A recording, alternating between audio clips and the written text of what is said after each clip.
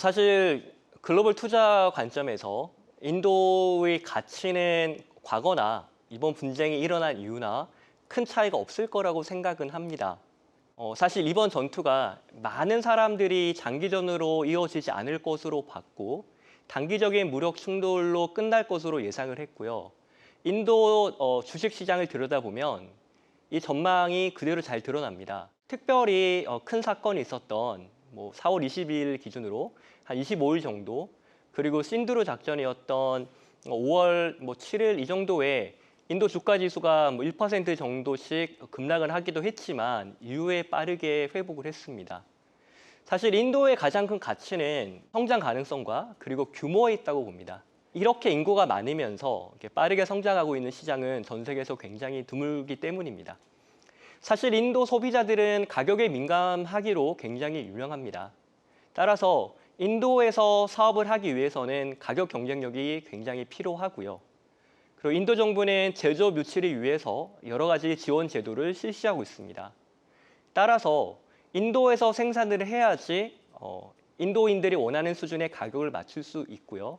그리고 인도는 여러 가지 관세 정책을 통해서 수입 제품이 가격 경쟁력을 인도 시장에서 가지기 어렵게 만든 면이 있습니다. 인도의 매력적인 내수 시장을 공략하기 위해서는 인도에 들어와서 인도에 제조하는 것이 굉장히 유리하고, 그런 관점에서 인도가 경제적으로 의미를 가지고 인도 투자가 가치를 가지고 있는 것으로 보입니다. 그리고 이번 사건에서, 이번 전투에서 중국이 이득을 볼 수도 있겠다는 전망들이 나왔는데요. 그 이유는 인도와 파키스탄 사이에 갈등이 심해져서 인도가 정치적으로 아니면 군사적으로 불안정해지면 중국에서 빠져나와서 인도 진출을 고려하는 기업들이 인도 고려를 더 이상 하지 않고 그다음에 중국으로 다시 돌아갈 수도 있을 가능성 때문입니다. 그래서 이번 전쟁이 빨리 끝나고 안정을 찾았다는 것은 어떤 면에서는 국지전에도 불구하고 인도가 정치적으로 그리고 군사적으로 안전한 곳이라는 것을 증명한 면이 있고요. 그래서 인도에 대한 투자에 대해서 좀 긍정적으로 보는 그런 측면도 있습니다. 크게 보면 이제 민간 분야의 소비가 많이 늘어나고 있고요. 그리고 또 다른 측면에서는 정부가 자본 투자를 많이 늘리고 있고 민간 부분이 정부의 자본 투자에 좀 따라오고 있는 모양새가 있습니다. 우선적으로 민간 소비를 놓고 보면 이제 민간 소비가 활성화되고 이제 경제가 그렇기 때문에 경제가 성장하고 있고요. 그리고 경제가 성장하다 보니까 소비 여력이 늘어나서 민간 소비가 다시 활성되고 있는 부분이 있습니다. 민간 소비 활성화와 경제 성장은 서로가 서로에게 원인이자 결과인 그런 면이 있는데요. 사실 인도 정부의 디지털 인프라 투자가 주요했다고 생각이 듭니다. 그러니까 사실 우리나라는 주민등록을 가지고 태어나잖아요. 근데 인도는 아다하르라 불리는 주민등록 시스템을 비교적 늦게 도입을 했고요. 단순히 주민등록이 아니라 이거를 전자정보로 등록을 하고 금융에서 KYC라고 하는 게 있어요. Know Your Customer라는 건데 이게 이제 금융실명제 같은 거로 보시면 됩니다. 그래서 어떤 계좌가 어떤 사람이 가지고 있는 거를 증명하는 건데 우리나라는 김영삼 정부 때 금융실명제를 이제 규제 정책으로서 아니면 규제로서 가지고 왔는데 인도 같은 경우에는 새롭게 만들어진 아다하드라는 주민등록과 그다음에 본인의 계좌가 연결이 되면 여러 가지 편리함이 있고 연결되지 않으면 불편하게 만들어 놨습니다. 그러다 보니까 자발적으로 이제 자신의 계좌를 자신의 아이덴티티를 가지고 만드는 그런 면들이 있었고요. 그리고 최근에 모바일을 중심으로 하는 온라인 쇼핑이 인도에서 굉장히 활성화되고 있는데요. 자, 인도 정부는 이제 릴라이언스 그룹이 통신 시장에 들어오면서 모바일 데이터 가격이 굉장히 크게 내려갔습니다. 그리고 지금 인도 모바일 데이터 가격은 전 세계에서 가장 싼 편이고요. 그와 동시에 인도에는 저가 스마트폰이 많이 팔렸습니다. 그래서 많은 사람들이 모바일 폰을 가지고 있고 그리고 굉장히 싸게 데이터를 살 수 있는 상황이 되어서 인터넷 보급을 가지고 왔습니다. 그리고 또한 인도 정부는 그 Unified Payment Interface라고 하는 그런 모바일 결제 인터페이스를 정부 주도로 구축을 하고 그래서 모바일 폰과 그다음에 싼 데이터를 상거래 이용할 수 있는 그런 시스템을 만들었습니다. 그래서 온라인을 중심으로 굉장히 민간 소비가 활성화되어 있는 면이 있고요. 그리고 또한 인도 민간 연구소인 PRICE에 따르면 2020년 인도 중산층은 4억 명이 조금 넘고요. 2030년은 7억 이상을 달성한 것으로 보고 있습니다. 그래서 이 자료는 여러 곳에서 인용되고 있는데 약간 희망 섞인 추정인 면도 있어요. 하지만 이 숫자대로가 아니더라도 이제 인도 중산층은 빠르게 성장을 하고 있고 중산층이 성장하면서 소비가 늘어나는 것은 여기저기서 럭셔리 쇼핑몰이 성장한다든지 아니면 온라인 쇼핑몰이 활성화된다는 모습을 통해서 알 수가 있고요. 그리고 인도는 중위 연령이 20대입니다. 30살이 안 되는데 젊은 인구는 사실 돈을 쓸 시기입니다. 그래서 인도가 한계 소비 성향도 크고 그다음에 저축률도 낮습니다. 저축률이 낮은 거는 자본 축적 면에서는 이제 단점으로 작용하기도 하지만 소비 촉진 면에서는 이제 장점으로 작용하고도 있죠. 그리고 인도 정부는 디지털 인프라뿐 아니라 고속도로, 철도 현대화, 그다음에 공항 건설, 전기망 확대 등을 여러 가지 인프라 건설에도 적극적으로 투자를 하고 있고 그 투자와 그리고 활성화된 민간 소비가 인도 경제 성장을 이끌고 있다고 보시면 됩니다. 빅테크의 인도 비즈니스를 크게 두 가지로 볼 수 있을 것 같아요. 하나는 인도 인력을 활용해서 IT 분야에 활용하는 것이고요. 다른 하나는 인도를 생산 기지로 삼아서 IT 제품을 만드는 것인데요. 말씀드렸듯이 마이크로소프트나 메타 같은 경우가 인도의 IT 인력을 활용해서 인도에서 새로운 경영 활동을 펴는 걸로 볼 수 있고요. 그 다음에 애플이 인도에서 생산을 하는 것이 이제 제품 생산으로 볼 수 있을 겁니다. 자, 인도 같은 경우에는 이제 우선 IT 인력이 많습니다. 그러니까 평균적으로 인도인들이 IT를 잘한다. 이건 거짓말인데요. 인구가 워낙 많다 보니까 IT에 뛰어난 인력도 많이 있습니다. 그런데 이들의 몸값이 미국에 있는 인재들과 비교해서는 사실 싸거든요. 그러다 보니까 빅데이터 구축이라든지 아니면 빅데이터를 활용한 마케팅이라든지 이런 역할들을 글로벌 탤런트 센터라고 하는 그런 비즈니스 조직들이 인도에서 많이 만들어지고 있고요. 그래서 메타나 마이크로소프트가 이제 인도에서 하고 있는 IT 인력 활용이 이렇게 보시면 되고요. 사실 과거 인도 IT 산업은 전 세계 콜센터 역할로 성장을 한 면이 있는데 이제는 콜센터가 아니라 하이테크를 활용하고 그다음에 인공지능을 활용하는 등 더 부가가치 높은 서비스를 창출하고 있습니다. 아이폰의 얘기를 넘어가면 인도 소비자들을 겨냥하기 위해서는 가격이 내려가야 되고요.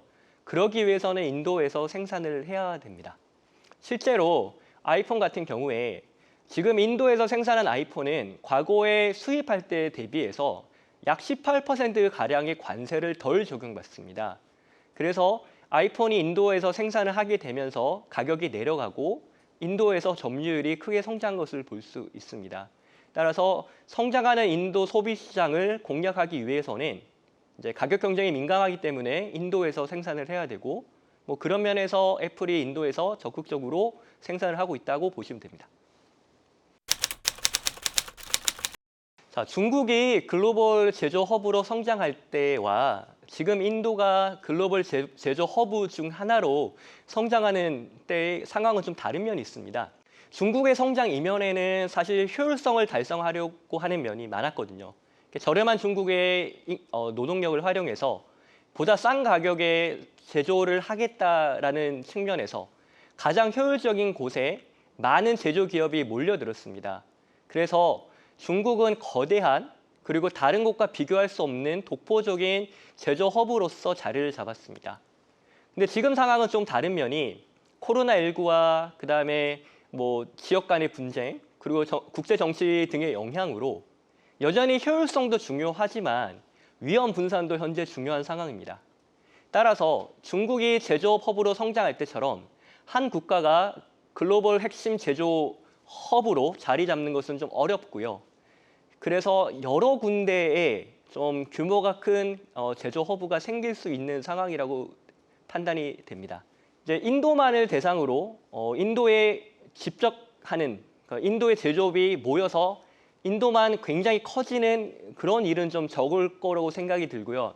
하지만 성장하고 있는 인도를 공략하기 위해서 인도 역시 중요한 제조 허브 중 하나가 될 가능성이 크다고 생각합니다. 자, 이거를 시장 측면에서 볼 수가 있고요. 그 다음에 생산 측면에서 볼 수가 있습니다. 자, 멕시코가 왜 중요해질까요? 사실 미국에서 제조 비용이 높기 때문에 인근에 있는 멕시코에서 제조를 해서 미국 시장으로 진출을 해서 미국 시장에 파는 그런 전략적인 관점에서 멕시코가 제조에 있어서 중요한 역할을 담당하였습니다.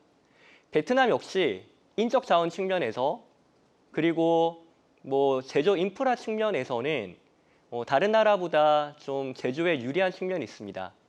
근데 비록 베트남 인구가 많긴 하지만 이런 베트남 제조가 베트남 내수 시장을 제1 표적 시장으로 공략하는 것은 아니거든요. 베트남에서 제조해서 전 세계에 수출하는 목적이 있는 것입니다. 이와는 달리 인도는 앞에 말씀드렸듯이 인도에서 생산을 해야지 수입 대비 가격 경쟁력이 생기고 그래야지 인도 내수 시장을 공략할 수가 있습니다. 따라서 인도 제조업이 성장하는 것은 인도 내수 시장의 성장과 그리고 인도 정부의 여러 가지 정책으로 인해서 인도에서 제조를 해서 인도 시장에서 판매를 하고 있기 때문에 인도가 제조 허브 중 하나로 부상하고 있다고 생각합니다. 이것을 인도 대내적인 매력과 그다음에 정말 말 그대로 지정학적으로 인도의 가치를 좀 구분해서 볼 수 있을 것 같습니다. 첫 번째로 앞에 말씀드렸듯이 인도 내수 시장은 굉장히 큰 매력이 있고 이 인도 내수 시장을 공략하기 위해서는 인도 안에서 생산을 해야지 경쟁 우위를 누릴 수 있습니다. 그런 면에서 인도 진출의 가치가 있고요. 근데 사실 인도는 지정학적으로 장점을 가진 위치에 있습니다. 인도의 주요 교역 상대국 중에 UAE가 있습니다. UAE의 경제 규모를 생각하면 사실 인도와의 교역 규모가 그렇게 큰 게 좀 이상할 수는 있는데요. 역사적으로 인도는 중동과 그리고 동아프리카와 오랜 기간 동안 관계를 맺어왔고 그리고 중동과 동아프리카에는 인도계 이민자들이 많이 진출해 있습니다.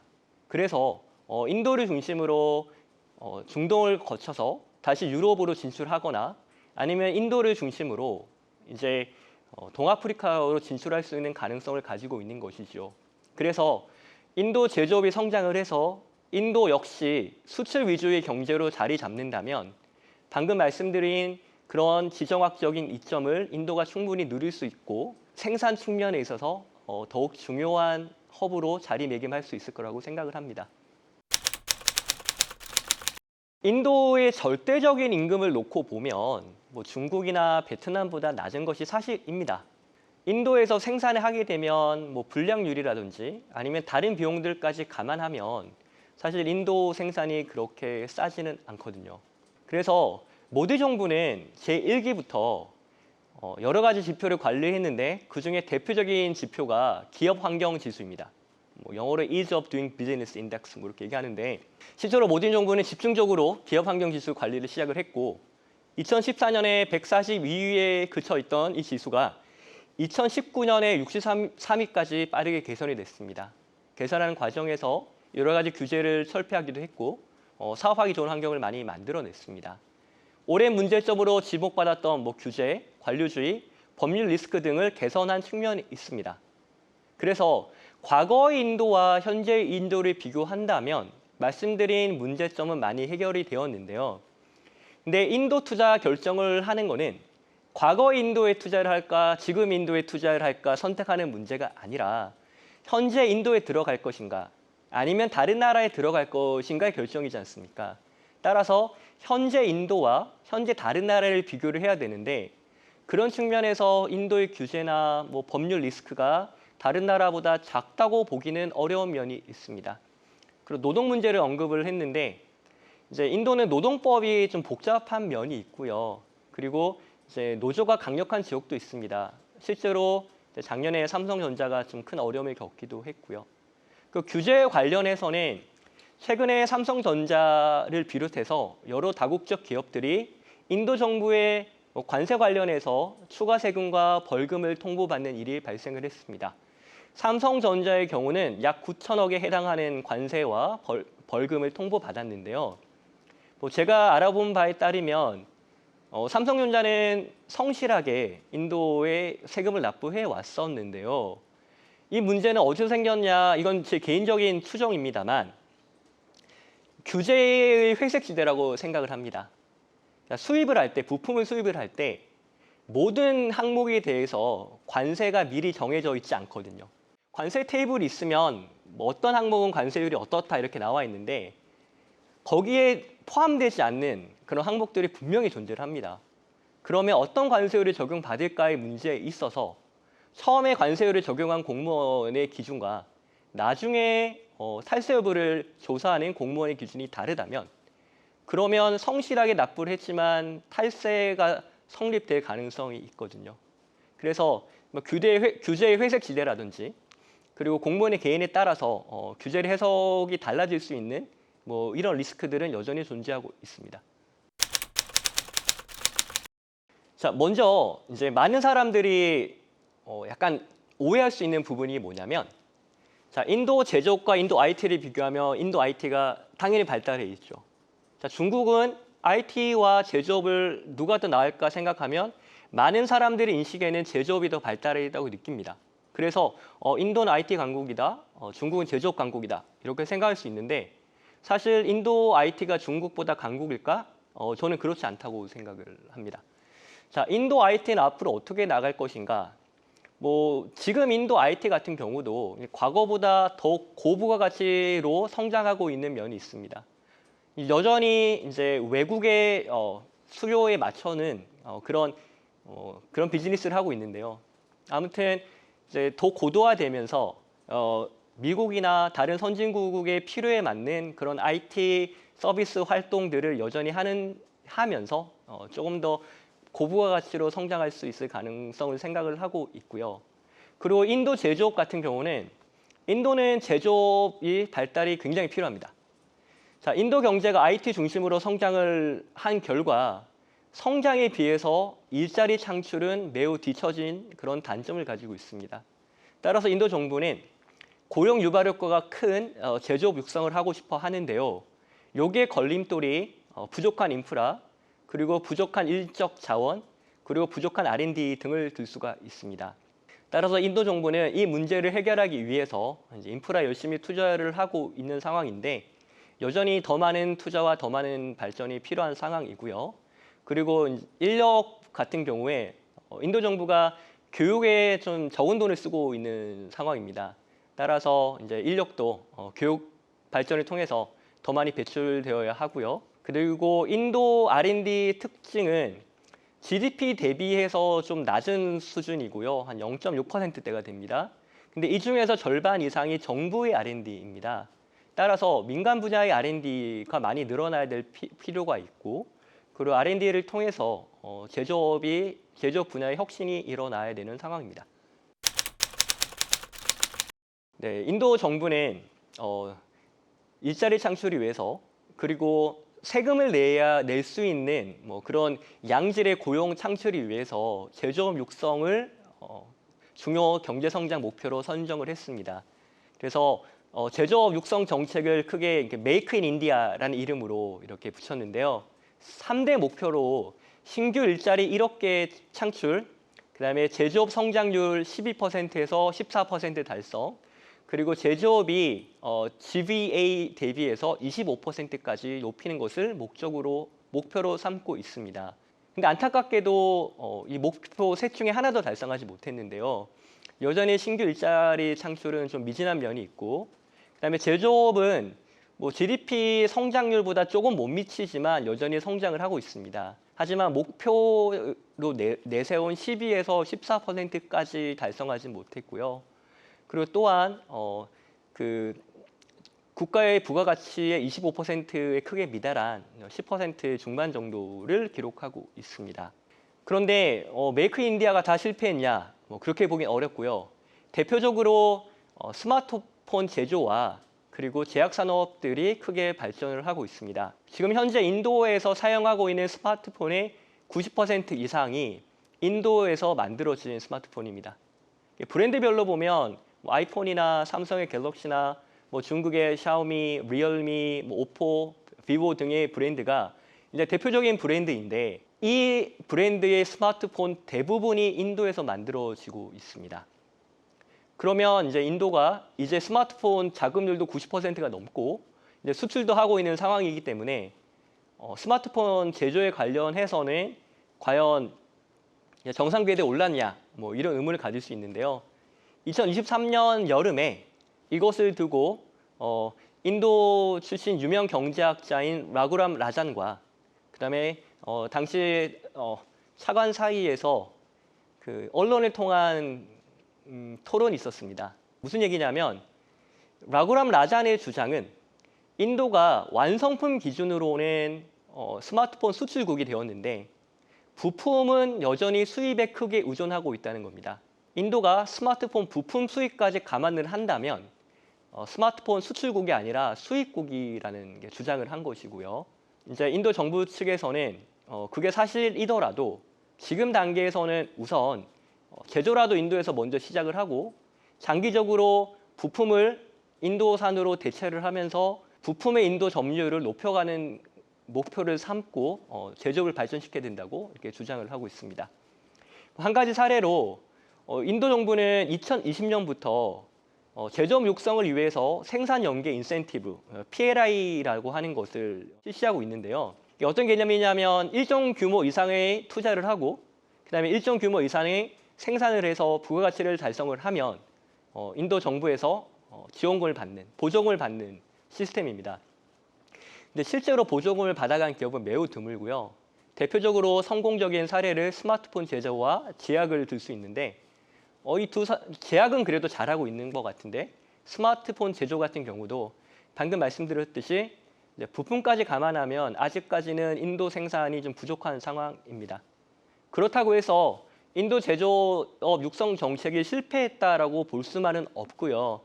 인도 GDP 성장률에 조금 못 미치는 수준으로 제조업이 성장을 하고 있는 것은 사실입니다. 그래서 인도의 가능성에 대해서는 조금 더 열린 마음으로 지켜볼 필요가 있을 거라고 생각을 합니다. 제가 수년 전에 CNN 영상을 보면서 그 댓글에 충격받은 일이 있습니다. 어떤 영상이었냐면 인도가 인구가 굉장히 많고 젊은 인구가 굉장히 많은 것을 쭉 보여주면서 인도가 성장 가능성이 있다 그런 영상이었는데요. 댓글에 뭐가 있었냐면 저 많은 인구가 일자리가 없으면 저 사람들은 노동력도 아니고 소비자도 아니고 국가의 부담이다 라는 댓글이었는데요. 이제 그게 사실 정답이거든요. 자, 14억 인구가 매력적이려면 이 인구들이 경제활동을 하고 있어야 되고 그 다음에 소비 여력이 있어야 됩니다. 그럼 과연 그런 인구가 얼마나 있을까라고 보면 사실 인도의 실업률은 뭐 7%, 8% 뭐 이렇게 작기도 하고 청년 실업률은 뭐 20% 가까이 되기도 하고 많이 높게 올라가면 뭐 민간 조사에 따르면 30%까지 올라가기도 합니다. 그래서 여전히 이제 실직 상태에 있는 사람들이 많은 게 인도의 현실인데요. 자, 그럼에도 불구하고 중산층은 여전히 성장하고 있고요. 그리고 성장률이 높은 그런 국가 중에 인도만한 인구를 가진 나라도 사실 별로 없습니다.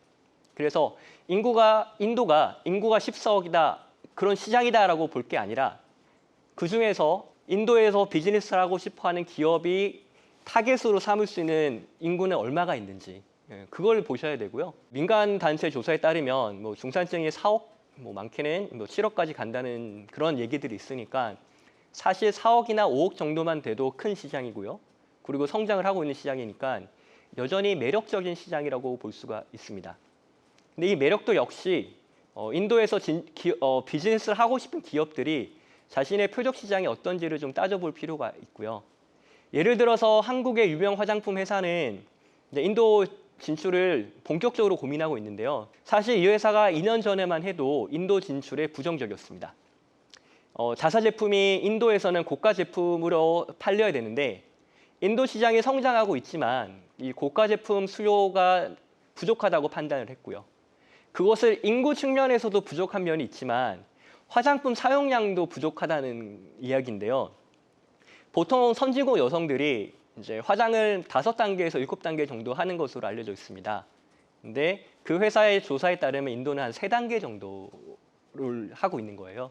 그래서 같은 인구로 생각을 하면 더 적은 화장품을 쓰고 있기 때문에 2년 전만 해도 그 회사는 인도 진출을 좀 부정적으로 보고 있었는데 최근에 생각이 많이 바뀌어서 다시금 진지하게 인도 진출을 하려고 고민하고 있습니다. 제 전공이 마케팅인데 마케팅 하는 사람들은 이제 세그멘테이션, 시장 세분화, 그다음에 표적 시장 이런 것들을 잘 알고 계시는데요.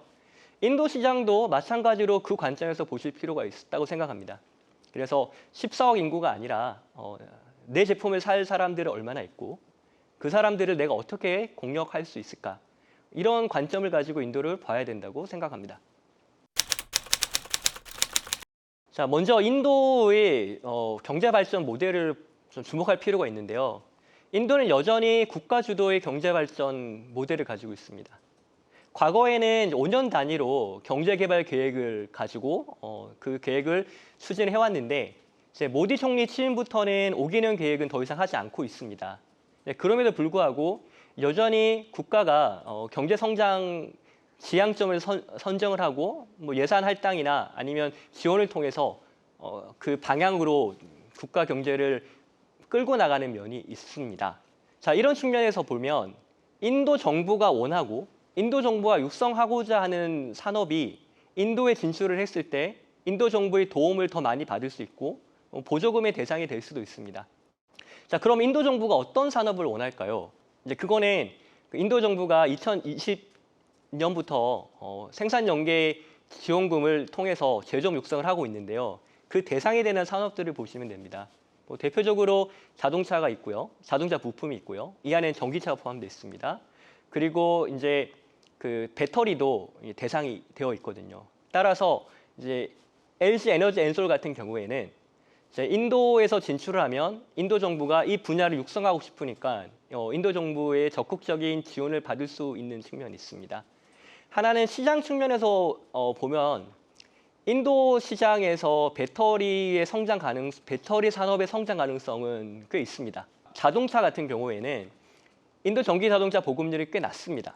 근데 한편 전기 오토바이나 아니면 인도에서는 이제 택시 대신에 3륜차들이 많이 다니고 있는데 그런 전기 3륜차의 보급률은 꽤 높고요.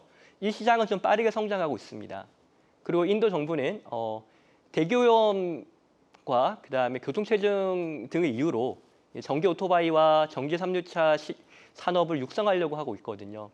여기에 맞춰서 이제 물론 4륜차 전기 자동차의 수요는 적지만 이제 2륜이나 3륜으로 가게 되면 인도에서 배터리 수요는 많이 늘어날 것으로 보여집니다. 이제 그런 면에서 인도 정부의 육성 의지와 지원 가능성 그리고 시장 성장 가능성을 놓고 에너지 엔솔이 인도 진출을 결정하고 인도에서 생산을 결정한 것으로 보입니다. 사실 여전히 정치 리스크, 그러니까 특별히 규제 리스크는 큽니다.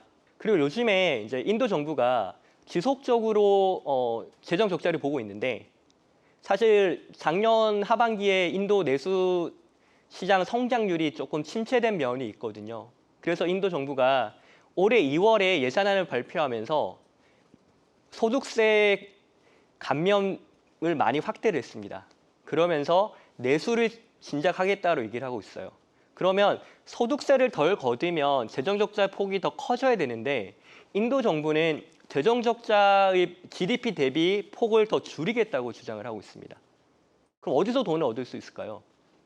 그래서 이제 외국 기업을 대상으로 벌금을 얻는다든지 새로운 과세를 한다든지 이런 가능성이 좀 보이고요. 그래서 외국 기업들에게 좀 어려운 면이 있어 보입니다.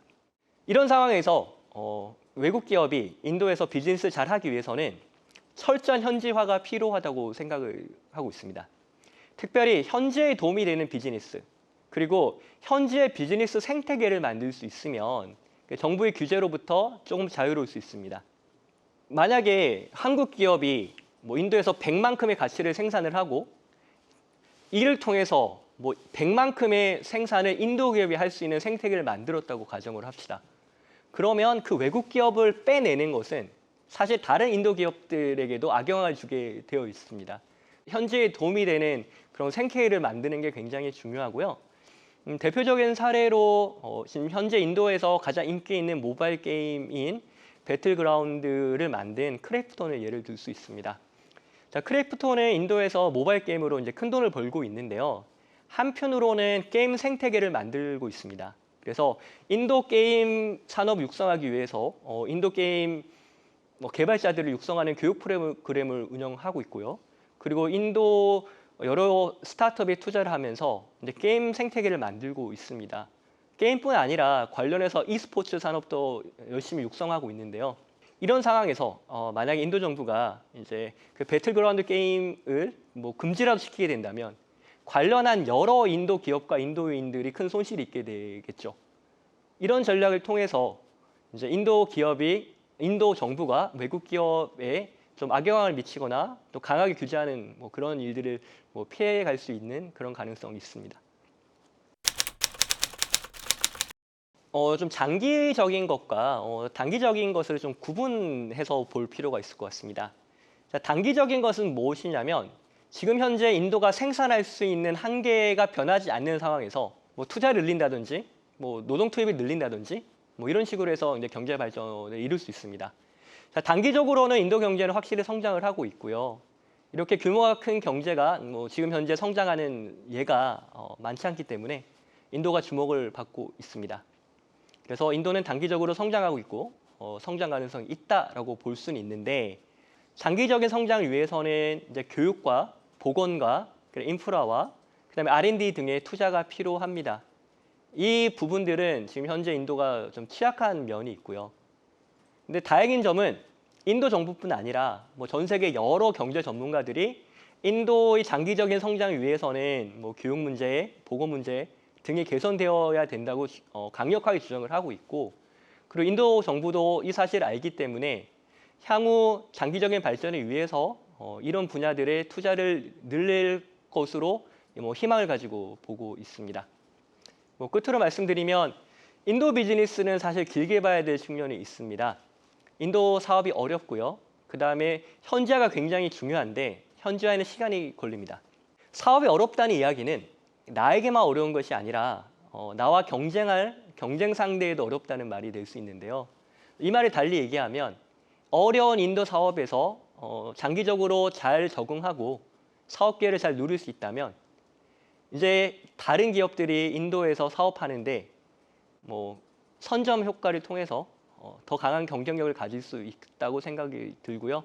그래서 인도 비즈니스는 단기적으로 볼 것이 아니라 긴 호흡을 가지고 전략을 가지고 그리고 현지화를 통해서 좀 길게 보는 전략이 필요하다고 생각합니다.